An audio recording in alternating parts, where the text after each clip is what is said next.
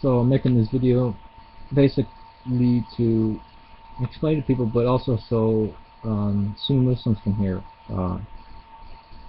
and maybe they'll get a better idea of what my concerns are, and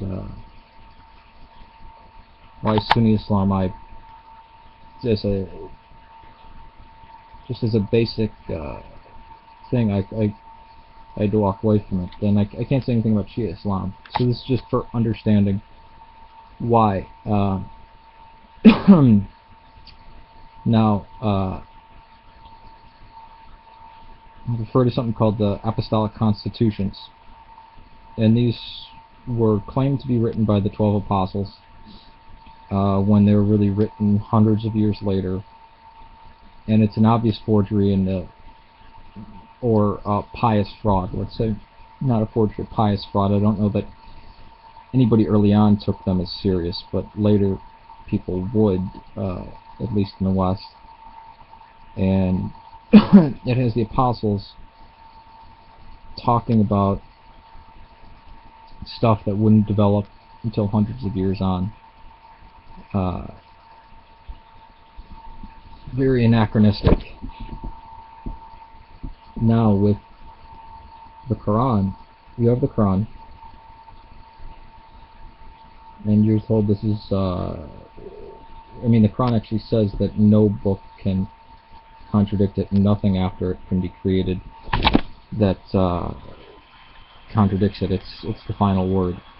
And it also tells people to look back upon, commands people to read the Torah and Injil.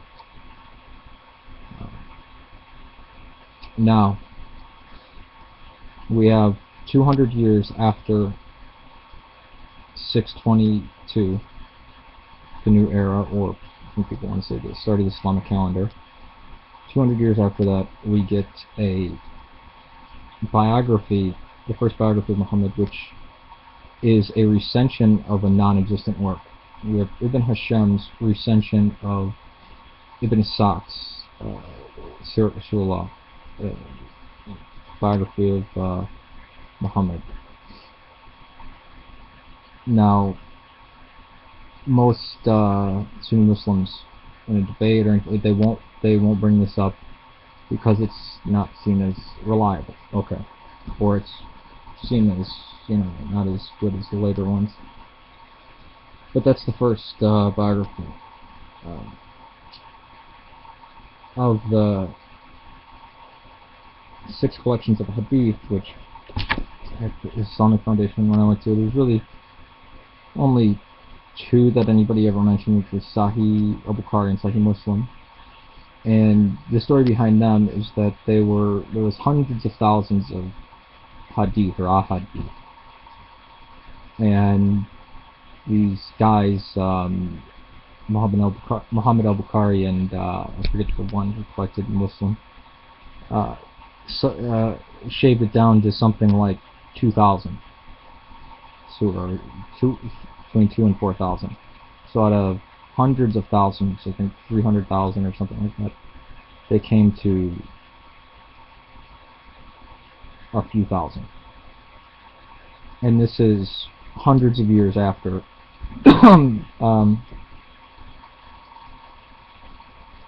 Muhammad had supposedly died. And in early Islam, it reports that there's many wars that wound up wiping people out.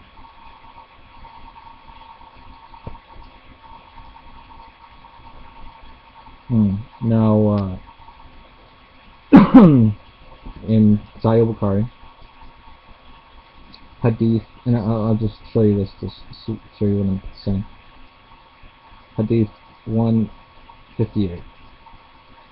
Allah's Apostle said, amongst the trees there is a tree, and the leaves which do not fall, and is like a Muslim. Tell me the name of that tree. Everybody, this is narrated by Umar. Everyone started thinking about the trees of the desert, and I thought of a date palm tree, but felt shy to answer, and others then asked, what is the tree? O Allah's Apostle, and he replied, a date palm. 59 is pretty much identical to that with a little variation. So is 60, so 61, 62. So you have like 5 identical there.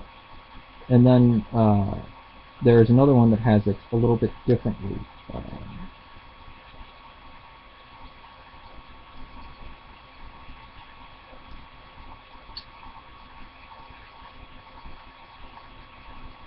And now I cannot find it, and I just had it, so that really sucks.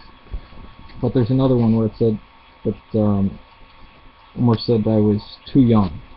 That's why he didn't answer. He thought he was too young to answer. So it gives 2 different guns, which, okay, there's a discrepancy there, fine. And these things come down in what's called isnad chains, a chains of communication, so it's like a big telephone. In the copy that I have, it doesn't give the isnad chain. But there's also things in there like Aisha said that Muhammad used to fondle her when they would wash and she would be menstruating. And it goes into about how Aisha was 6 years old when Muhammad married her and he was playing with dolls, and dolls are forbidden except that Aisha played with them, so that was fine, she was young. And then he consummated the marriage at 9, and these things. When Sahih Bukhari and Sahih Muslim talk about, and the biographies go into something like 9 to 13 wives. The Quran says 4. Muhammad is a man. I believe that these collections of hadith are actually anti-Quranic slander by the enemies of the early Saracens, or later,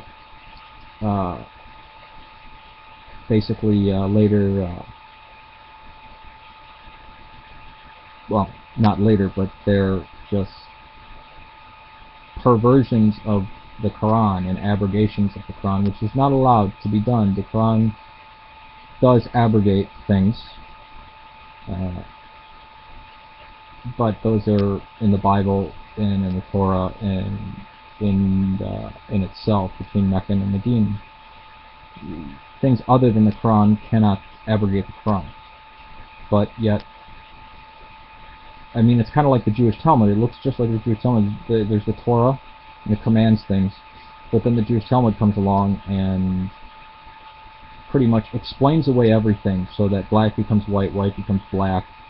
Do not kill means, well, do not kill a Jewish friend of yours, but everybody else, you kind of screw them, and it's twisted, loopy logic to get people out of actually practicing what's in there, which is how I viewed and how I still feel Sahih Bukhari, Sahih Muslim, Sunan Abu Dawud. I forget the other 3 right up ahead. But there's all these repetitions of things, and obviously the story of how Muhammad al-Bukhari collected these is incorrect, and you have this Muhammad being portrayed as this pornographic pedophile. Would it not be more likely that Christians or Jews or Jewish Christians or Christian Jews or Zoroastrians or Mazdakis or Mandeans, but the Jews from Surah and Sestafan, sounds like how they put together their Talmud, and I'm not blaming modern day Jews for this, but basically corrupting these stories so that when later perverted sultans, not khilafas, but sultans get into power, they use these as justification, because these works were collected under different sultans. There was no khilafah at the time, and a lot of this is a valid point of the Shia, that a lot of these hadith were given by people who would later commit apostasy or who would fight against people. At one point, Bilal and Aisha were on one side of the battlefield, and I believe it was Abu Bakr was on the other, if I'm not mistaken. And then there was another point where Ali and Muawiyah were on the battlefield. Like, all the people who assassinated Muhammad and Abu Bakr and Umar and Uthman, all the assassins were Muslims, except for possibly Muhammad. There's speculation it was a Jewish woman. The Shia, I believe, say it's Aisha. There's another speculation of somebody else.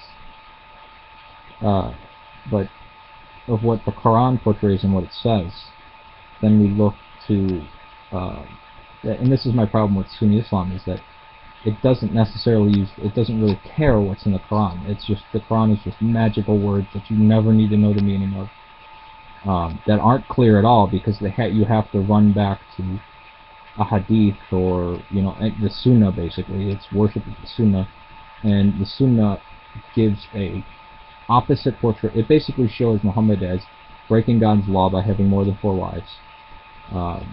It has him taking a 6-year-old and doing stuff with her, but then when she turns 9, he has sex with her. I mean, this is his prepubescent. And it's like, wait, Muhammad can't have more than 4 wives. Couldn't have had more than 4 wives, because the Quran is greater than Muhammad, and gets to the point where you can say anything about God, you can say anything about Jesus, you can say anything about Mary, you can say anything about Moses, but don't you dare say something about Muhammad. And it freaks me out that it's almost like Muhammad worship. It's not worshipping Allah, the one God, which is now the only beautiful thing that I realize about Islam, is that in the Quran you are supposed to worship one God, monotheism. Awesome. And it gives praise to Moses and Mary and Jesus, but the Muslims single out Muhammad as a greater prophet, not in message but in content, even though Jesus is the Logos and the virgin birth and miracles and this and that, and Moses did things, and so did the Virgin Mary, and they go so far as exalting Aisha, mother of all believers. Well, if there's the greatest woman on earth, it would either be Eve, or the greatest woman on earth would either be Eve, or it would be Mary. That's it. So it seems that the hadith is an insult against the Quran, and that, and I'm not a Quran only, and I wouldn't suggest that, but that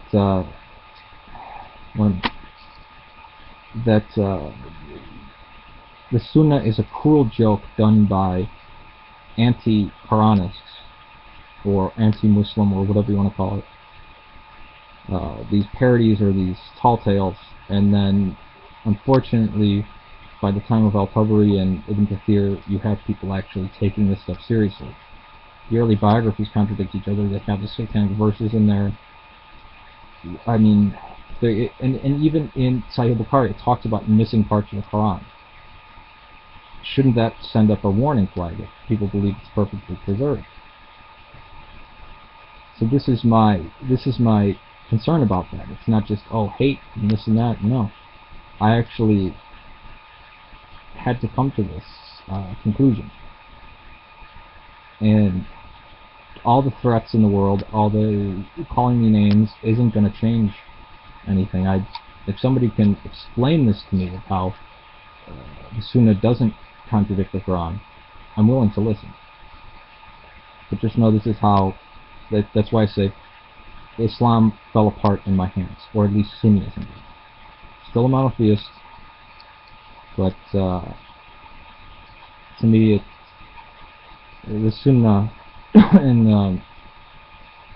the Sirah literature seems like a cruel joke, and the tafsir it relies on the Sunnah and the Hadith and the Sirah, which is circular type of logic to me. Peace to you. They got to Serbia, Syria, and Ireland. Contradict it, and nothing after it can be created that contradicts it. It's the final word. And it also tells people to look back upon, commands people to read the Torah and the Injil. Now, we have 200 years after 622, the new era, or some people want to say the start of the Islamic calendar, at least in the West. And it has the apostles talking about stuff that wouldn't develop until hundreds of years on.